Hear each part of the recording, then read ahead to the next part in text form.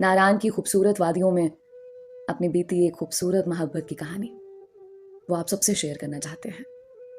लिहाजा मैंने सोचा कि क्यों ना उनकी कहानी आप सबसे शेयर की जाए। बढ़ते हैं आज की कहानी की तरफ। नारायण की वादी, जहाँ दरिया की रवानी में और पहाड़ों की बुलंदी में एक खामोशी बसती है, जिस खामोशी में दिलों का सुकून और बेचैनी के लिए राहत बसती है। इस वादी का हुस्न अल्फाज में बयान करना मुमकिन नहीं है, जहाँ हर तरफ सब्ज़ा और फूलों की खुशबू हवा में रची बसी होती है। इस वादी में करीब एक ही स्कूल था, जो कुदरती हुस्न के दरमियान इल्म का दीप जलाए रखता था।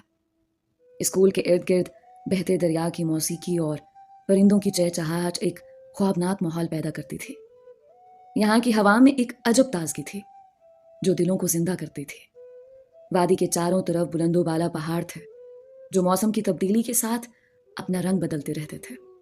उस स्कूल में बतौर उस्ताद मुझे अपनी खिदमात अंजाम देने का मौका मिला। मैं अपनी मोहब्बत और मेहनत से बच्चों को तालीम दे रहा था।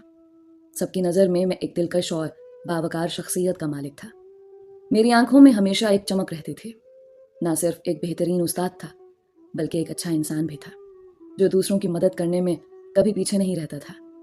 तुलबा बहुत इज्जत करते थे और मैं उनके दिलों में एक ख़ास मुकाम रखता था। दरअसल मेरे पढ़ाने का अंदाज बहुत मुनफरिद था। मैं बच्चों को किताबों के साथ साथ ज़िंदगी की हकीकतों से भी रोशनास करवाता था। मेरा ख्याल था कि ज़िंदगी एक सफ़र है, जिसमें हर लम्हा एक सबक है। उस सबक में ही ज़िंदगी गुजारने का राज मुज़मिर है। यही वजह थी कि मैं बच्चों को ज़िंदगी के हकाइक से रोशनास करवाता रहता था।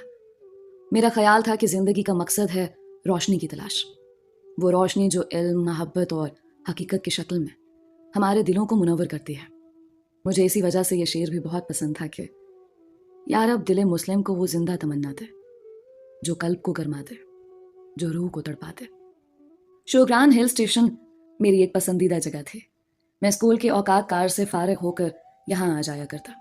मुझे कुदरती खूबसूरती और मौसम के पुरसकून मनाजिर बहुत लुभाते थे। यहाँ आकर पहले कुदरत के मनाजिर और मौसम की खूबसूरती से लुत्फ अंदोज होता और उसके बाद कुछ देर किताब पढ़ने में मसरूफ़ हो जाता। किताबें मेरी बेहतरीन साथी थी। मुझे ज़्यादा दोस्त या लोगों का हुजूम पसंद न था।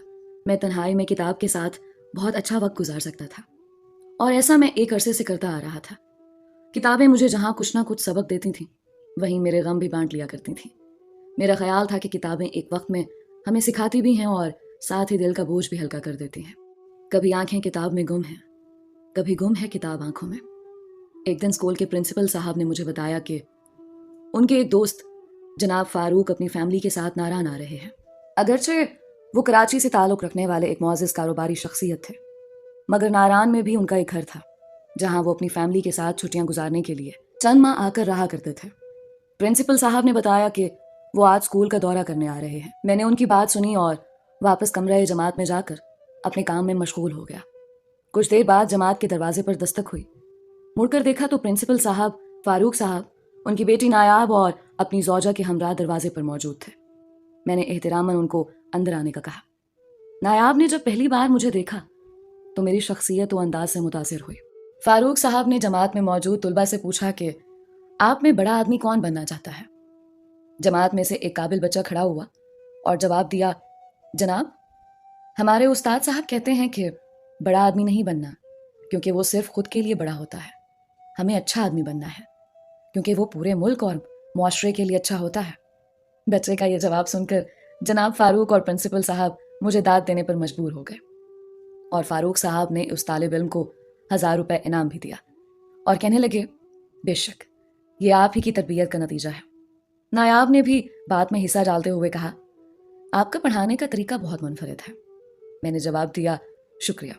मैं कोशिश करता हूँ कि बच्चों को ज़िंदगी की हकीकतों से रोशनास करवा सकूँ। मैंने गौर किया कि नायाब मुझे काफ़ी देर से देख रही थी। मेरी बातें भी शायद उसके दिल को छू जाने वाली थी, और मैं महसूस कर रहा था कि नायाब की निगाहें मुसलसल मुझ पर हैं।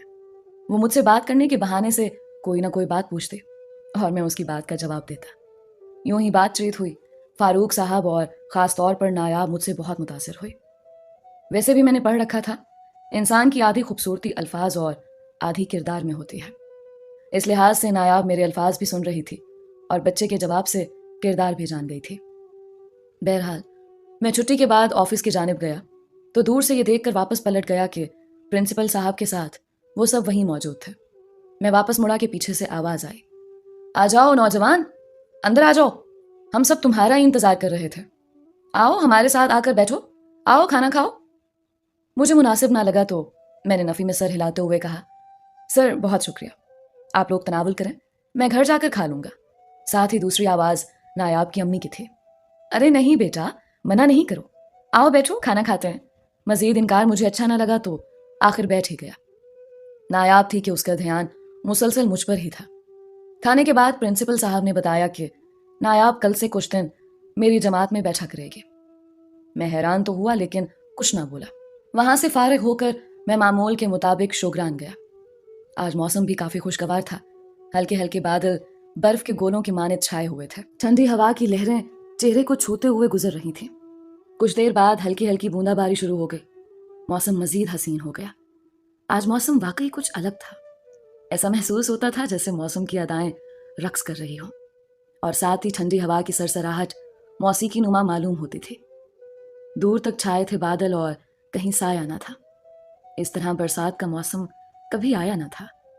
कुछ देर उस कुदरती हुस्न से लुत्फ अंदोज होने के बाद मैं किताब पढ़ने में मशगूल हुआ ही था कि पीछे से आवाज आई, अरे बेटा तुम यहाँ? मैंने कहा, जी अंकल, मैं तो रोजाना यहाँ आता हूँ। निगाहों की दूसरी जानिब जनाब फारूक और नायाब खड़े थे। नायाब भी मुझे देखकर खासी मुतमईन दिखाई दे रही थी, जैसे बच्चे को कोई मनपसंद खिलौना मिल गया हो।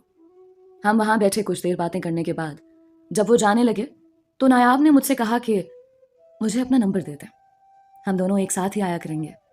मैंने दे दिया, लेकिन मुझे उसके अंदाज में ऐसा लगा जैसे वो काफी देर से इसके इंतजार में थे। हम दोनों शोग्रान के खूबसूरत हिल स्टेशन पर मिलते थे। वहां की खूबसूरती और मेरी बातें नायाब के दिल को बहुत भा गई। नायाब भी उस जगह को मेरी तरह बहुत पसंद किया करती थी। उसके अल्फाज मुझे आज भी याद हैं। वो कहा करती थी कि ये जगह बहुत खूबसूरत है, यहाँ की हवा में एक अजब सुकून है। अब हम रोज मिला करते थे। एक दिन शुगरान की एक खूबसूरत शाम को नायाब ने मुझसे पूछा, क्या आपका कोई दोस्त नहीं है? मैंने मुस्कुरा कर कहा, है ना, ये किताबें मेरी बेहतरीन दोस्त हैं। इसके अलावा? मैंने कहा, मेरी 3 साल की भांजी है, वो भी मेरी अच्छी दोस्त है।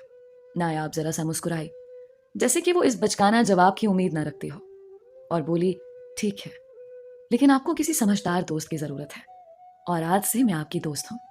मैंने कहा, ठीक है। उसके बाद से हमारी बातचीत मजीद शुरू हो गई। हम रोजाना बात किया करते। यूं हमारी बात होती रही कि नायाब ने मुझे पहला शेर भेजा और कहा कि ये खास आपके लिए है। वो शेर यूं था कि काश तू चांद में सितारा होता, आसमान में आशियाना सिर्फ हमारा होता। लोग तुझे दूर से देखते, नजदीक से देखने का हक सिर्फ हमारा होता। मैंने नायाब से कहा, हमारी दोस्ती की कितनी गारंटी है? उसने जवाब दिया, जिंदगी भर। उसके अल्फाज में नर्म दिली और मोहब्बत का उनसुर नुमाया था, और उसके अल्फाज भी मुखलिसी से भरपूर थे। मुझे लगा कि कोई अच्छा दोस्त मिल ही गया, क्योंकि वो बहुत यकीन से ऐसा कह रही थी। यूं ही वक्त गुजरता गया। हम मिलते थे, शाम को सहरो तफरी किया करते, पहाड़ों की सैर को जाया करते। कभी फारूक साहब मुझे खाने पर बुला लेते। वहां भी हमारी काफी देर बातचीत चलती रहती। दोस्ती काफी गहरी हो गई। हम ढेरों बातें करते, लेकिन कभी हमें एहसास भी ना हुआ कि कितना वक्त गुजर गया है। इस बार 1 महीना नारायण में गुजारने के बाद नायाब अपनी फैमिली के साथ वापस जा रही थी, और हम दोनों बहुत उदास थे। मैं ज्यादा तो कुछ कह ना पाया, मगर ये कहकर उसको अल्लाह हाफिज कहा कि जल्द वापस आना। उसने भी उदासी में हल्का सा मुस्कुराते हुए कहा, हाँ जरूर। कराची जाकर भी हमारी रोजाना बात हुआ करती थी, और हम एक दूसरे की सोहबत में बहुत खुश भी थे कि इस दौरान हमारी दोस्ती मोहब्बत में बदल गई। एहसास ही ना हुआ कि कब ये मुलाकातें मोहब्बत में बदल गई थीं। मैं और नायाब दोनों एक दूसरे से मोहब्बत करने लगे। मैंने सिर्फ उससे दोस्ती की थी, लेकिन मोहब्बत, वो तो मेरे इख्तियार में नहीं थी। शायद ऐसा था कि नायाब की मोहब्बत ने मुझे अपनी तरफ खींचा, और मैं उसकी मोहब्बत में गिरफ्तार होता गया। इस बार वो दिसंबर के महीने में नारायण आए। नारायण में उन दिनों बर्फबारी हो रही थी। मैं भी बहुत खुश था। एक दिन हम पहाड़ों पर बर्फबारी देखने गए तो मैंने नायाब को प्रपोज किया।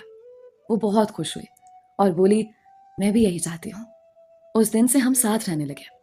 एक ही रंग के कपड़े पहना करते, ہم پہاڑوں پر برفباری دیکھنے جاتے اور ٹھنڈے موسم میں گرم چائے اور محبت کے خوشگوار لمحات سے خوب لطف اندوز ہوتے.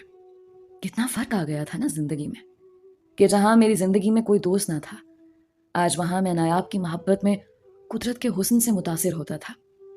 وہ میرے کاندھے پر سر رکھ کر ڈھیروں باتیں کیا کرتی. ہم دونوں ایک دوسرے کے بغیر نہیں رہ سکتے تھے. کوئی ایک ناراض ہوتا تو دوسرا منا لیتا. فاروق صاحب اور سب لوگ مجھے اپنی فیملی کا حصہ سمجھنے لگے. اسی طرح 3 سال گزر گئے. زندگی بہت حسین ہو گئی تھی. اس بار وہ 1 سال بعد ناران آئے. نایاب میرے لیے پھولوں کا گلدستہ لائے. ایک بار اس کی سالگرہ پر میں نے اس کو تحفہ دیا. اس نے بہت پسند کیا. میں نے ایک دن اسے کہا، تم نے کبھی مجھ سے کچھ بھی نہیں مانگا، آج مجھ سے کچھ بھی مانگ لو. وہ بولی، میری 3 باتیں ہمیشہ یاد رکھنا. ایک یہ کہ مجھ سے کبھی ناراض نہ ہونا، اور باقی 2 کراچی جا کر بتاؤں گی. میں نے کہا ٹھیک ہے، میں نے وعدہ کر لیا کہ میں کبھی بھی اس سے ناراض نہیں ہوں گا. اس بار نایاب کی فیملی کو 10 دن بعد اچانک کراچی جانا پڑا. نایاب نے ہمیشہ کی طرح مجھ سے کہا کہ ہم رابطے میں رہیں گے. اس بار میں جناب فاروق کو الوداع کہنے کے بعد گھر آ کر بہت رویا. آج مجھے لگا میری روح مجھ سے جدا ہو گئی ہے. مجھے نایاب کی بہت عادت ہو گئی تھی. میں اسے الگ رہنے کا سوچ بھی نہیں سکتا تھا. اس پر مزید یہ کہ اس بار کراچی جانے کے بعد نایاب کا کوئی میسج نہ آیا. تب سے آج تک اس کا نمبر مسلسل بند ہے، اور میں بہت گھبرایا ہوا ہوں، بہت پریشان ہوں. نہ جانے اس کے ساتھ کیا ہوا ہے، وہ کہاں ہے، وہ کیسی ہے، کیوں اس کی مجھ سے بات نہیں ہو رہی، کیوں وہ مجھ سے اس قدر دور ہے. میں دن رات نایاب کا انتظار کرتا ہوں، مگر نایاب کا کچھ پتہ نہیں. اس نے آخری بار مجھے یہ شعر بھیجا، حق دے کر مجھے اپنی نایاب محبت کا، آپ نے مجھے حسین بنا رکھا ہے. میں اس کی محبت میں پاگل ہو گیا ہوں. میں ہر جگہ اس کو ڈھونڈنے کی کوشش کرتا، مگر اس کی کوئی خبر نہیں ملتی. میں نے اپنا تعلیم دینے کا سلسلہ جاری رکھا، مگر میرا دل ہمیشہ کے لیے نایاب کے لیے تڑپتا ہی رہتا ہے. میں اداسی میں اس شعر کو بار بار دہرایا کرتا تھا. ہوا ہے تجھ سے بچھڑنے کے بعد یہ معلوم کہ تو نہیں تھا، تیرے ساتھ ایک دنیا تھی. میں نایاب کے ملنے کا انتظار کرتا رہا، اور اس دن کا انتظار کرنے لگا جب ہم دوبارہ ملیں گے. اس دوران میرے دل میں بے شمار سوالات جمع ہو گئے تھے کہ کیا نایاب واقعی واپس آئے گی؟ کیا میں اس کو دوبارہ مل سکوں گا؟ کیا میں اس کے بغیر زندہ رہ پاؤں گا؟ اگر مر گیا تو نایاب کو اس کی خبر ہوگی؟ اگر ہوئی تو کیا وہ مجھے آخری بار ملنے آئے گی؟ اگر ملنے بھی آئی تو کیا اس وقت میں اس کو دیکھ سکوں گا؟ کیا میں اس کو مل سکوں گا؟ یہ تمام سوالات مجھے اس کی محبت میں تڑپا کر رکھ دیتے ہیں. میں ہر وقت اس حالت میں ہوں کہ تلاش محبت میں دل ہے بے قرار. کہاں ہو تم اے میرے دلدار؟ میں اکثر دریا کنارے بیٹھتا ہوں جہاں میں اور نایاب اکثر ملا کرتے تھے. میں دریا کی لہروں کو دیکھ کر اپنی محبت کی یادوں کو یاد کرتا ہوں. میرے دل میں ایک گہرا درد ہے جو الفاظ میں بیان کرنا مشکل ہے. میں وہاں جا کر اکثر سوچتا ہوں، نایاب کہاں ہو تم؟ کیا تمہیں میری محبت یاد نہیں آتی؟ تم کیسے میرے بغیر زندہ ہو؟ میں نے اپنے دل میں امید کو زندہ رکھا ہوا ہے، مگر حقیقت یہ ہے کہ نایاب کا کوئی اتا پتہ نہیں ہے. میری زندگی محبت کے انتظار میں گزر رہی ہے. میری تنہائی کے لمحات بہت دردناک ہیں. میں اکثر شوگران ہل اسٹیشن جاتا ہوں اور شام کو دریا کنارے جا کر بیٹھتا ہوں اور نایاب کے ساتھ گزارے لمحوں کو یاد کرتا ہوں. میں ہر اس جگہ جاتا ہوں جہاں ہم دونوں ملا کرتے تھے اور نایاب کی موجودگی کو محسوس کرتا ہوں. ہر گلی، ہر موڑ پر تیری یادیں ہیں بسی. دل یہ چاہتا ہے کہ تو لوٹ آ میری ہنسی. میرا انتظار طویل ہوتا گیا. ہر گزرتے دن کے ساتھ میری امید اور محبت مضبوط ہوتی گئی. دن مہینوں میں بدلتے رہے اور میری محبت کا امتحان جاری رہا. میں اندر سے بہت ٹوٹ چکا ہوں. میں اس کے انتظار میں پاگل ہو گیا ہوں، ایک مکمل پاگل، جس کو دیکھ کر گھر والے بھی پوچھتے ہیں، تمہاری یہ حالت کیوں ہے؟ کیا تم نشہ کرتے ہو؟ اب اس نشے کو تو فقط میں ہی جانتا ہوں. یہ انسان کا نشہ ہے، یہ محبت کا نشہ ہے. یہ ایسا نشہ ہے کہ جس کا علاج نایاب کے سوا کچھ نہیں.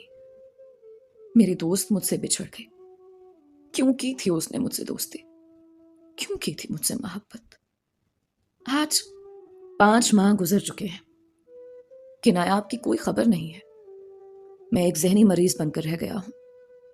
मुझे जिंदगी में कुछ भी नहीं अच्छा लगता, किसी चीज में मेरा दिल ही नहीं लगता, और मैं आज तक उसका इंतजार कर रहा हूं। मैं दुआ गो हूं कि वो आए और मुझसे मिले, मेरे पास हो, मैं उसके साथ हूं। मैं उससे नाराज नहीं, क्योंकि मैंने उससे वादा किया था कि कभी उसे नाराज नहीं होगा। मेरी जिंदगी मोहब्बत के इंतजार में गुजर रही है, और मैं इस उम्मीद में हूं कि एक दिन नायाब वापस आएगी, मुझसे आकर मिलेगी, उसी मोहब्बत से मिलेगी जिसमें मुझे छोड़कर गई है। आ तो बताऊं तुझको, वक्त तो मुझ पर कठिन गुजरे हैं, एक तेरे आने से पहले, एक तेरे जाने के बाद। दोस्तों, ये थी एक बिछड़ी मोहब्बत की कहानी जो नारान की हसीन वादियों में पैदा हुई और मुकम्मल होने के लिए अब तक इंतजार में है। अपनी राय का इजहार कमेंट्स में जरूर किया करें।